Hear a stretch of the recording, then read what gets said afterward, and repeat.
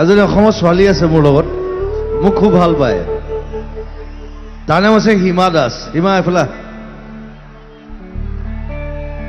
সবাই চিনি পায় আপোনালোকে।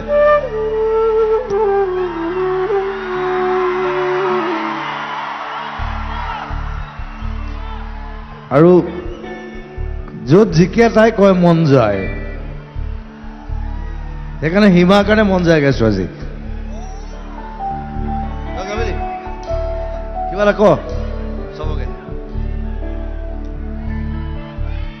টিংখন কি খবৰ? ভালে আছে?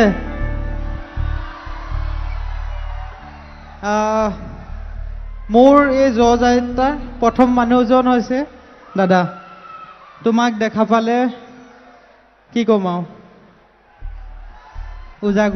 বাকীখিনি আপুনি ক'ব, মই নাজানো। তাই বেছি কথা কোৱা মানুহ নহয়। এইকেইদিন আমি আছো একেলগে, কালি পৰহি